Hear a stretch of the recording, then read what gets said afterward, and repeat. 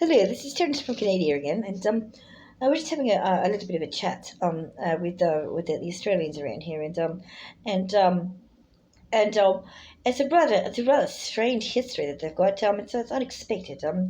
As it turns out, you probably some people from overseas probably already aware that Australia has approximately a 60,000 to 200,000 year history, with about 400 different nations of what's called the indigenous peoples occupying the continent for that time period. And in 1771, Lieutenant Cook showed up, sort of Gweagal person, thought the phrase "I don't know" in Gweagal was referred to the animal, and so subsequently a marlin was now called a kangaroo for some reason. And then went back to England and gave them the idea to transport convicts in their overflowing prison ships in London to what became the penal colony of Sydney Cove.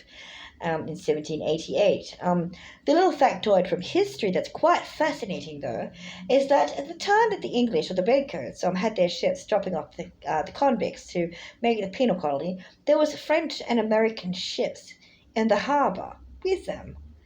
Now, this might not seem strange to you at first, except if you take into consideration what England, United States of America, and France were doing at the time.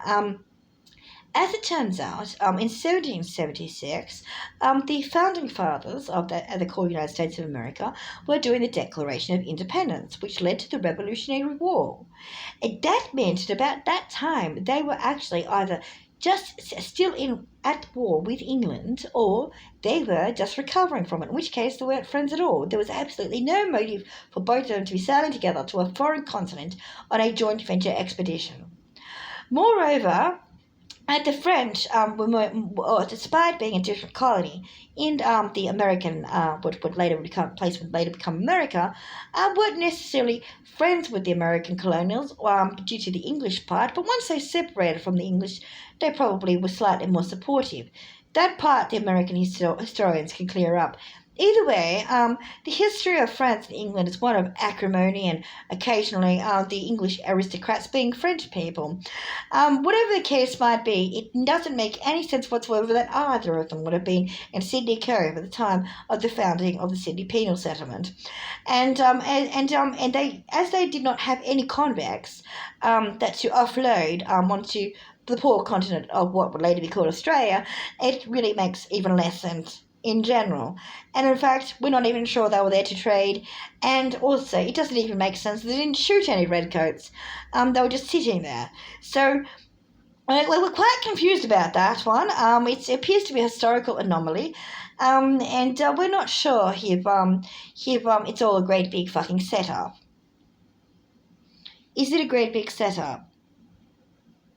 I mean, the French and the English weren't necessarily getting on in Canada either. So you got the founding of the United States of America, and the French and the English were trying to sort out their business, which led to the founding of Canada. So the French and the English weren't necessarily getting along.